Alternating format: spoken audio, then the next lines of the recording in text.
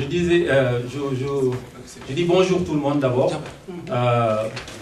Je commencerai par remercier les productions de Gouria. Je pense que c'est une activité qui vient de commencer et qui va certainement être une activité à succès parce que c'est une activité qui va viser simplement à promouvoir la production intellectuelle de notre communauté et au-delà même de la communauté montréalaise.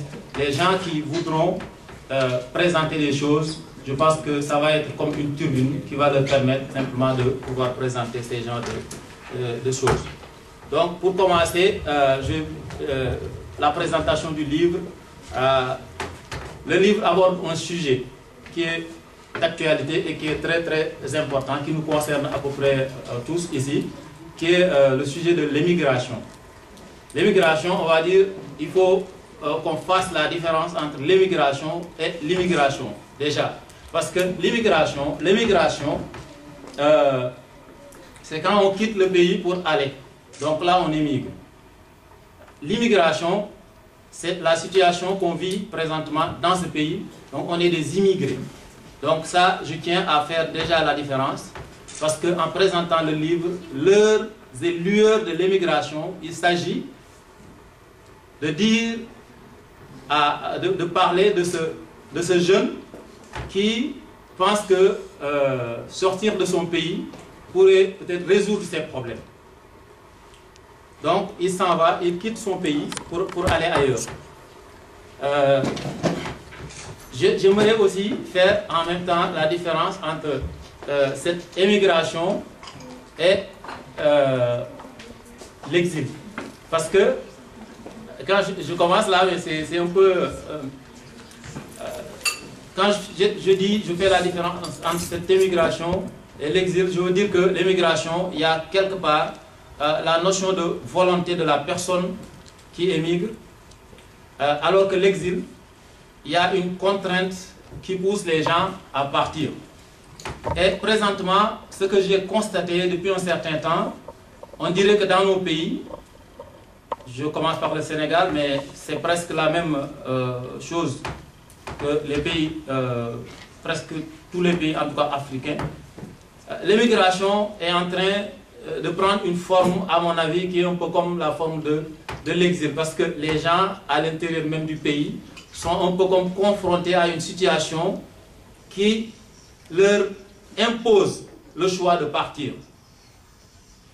Partir parce qu'ils se disent que les politiques qui sont sur place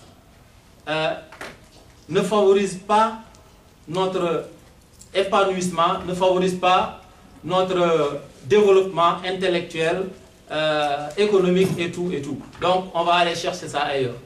Ce qui fait donc que ça devient comme une contrainte. Donc fort de ça, moi je me suis dit, j'ai essayé un peu de faire la genèse d'un pays comme le Sénégal sur le plan de l'immigration. On a vu qu'au début c'était volontaire, les gens partaient parce qu'ils voulaient partir, les frontières n'étaient pas fermées, les gens quittaient, il n'y avait même pas besoin de visa et puis ils partaient. Ils revenaient au pays pour faire des choses, pour investir et c'était très bénéfique, très profitable pour le pays. Par la suite, on a continué sur cette lancée et à un moment, ce n'était plus ces mêmes gens qui partaient, qui n'avaient peut-être pas cette formation, parce qu'à côté de ces gens-là, il y avait aussi d'autres qui partaient, qui partaient parce qu'ils avaient des bourses de la coopération française ou autres, qui faisaient qu'eux aussi ils partaient pour aller chercher de la connaissance, mais revenaient toujours dans le pays pour contribuer au développement du pays. De la même manière, si on regarde la notion de l'immigration, ce n'est pas nouveau, ce n'est pas aussi spécifique aux pays africains, parce que autant il y avait aussi d'autres pays qui venaient en Afrique, qui émigraient en Afrique, mais la différence c'est qu'ils avaient toujours ce besoin, ou alors cette volonté de revenir avec l'intention qui les avait poussés à partir. C'est-à-dire ils partaient, ils avaient en tête le développement de leur pays, et ils revenaient dès qu'ils parviennent à atteindre l'objectif qu'ils étaient partis chercher, ils revenaient dans leur pays pour le développement de leur pays.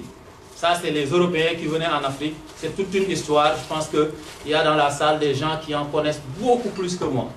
Mais en tout cas, c'était une émigration organisée et très réfléchie qui visait à les faire revenir dans leur pays pour le développement de leur pays. Nous, ce qui se passe,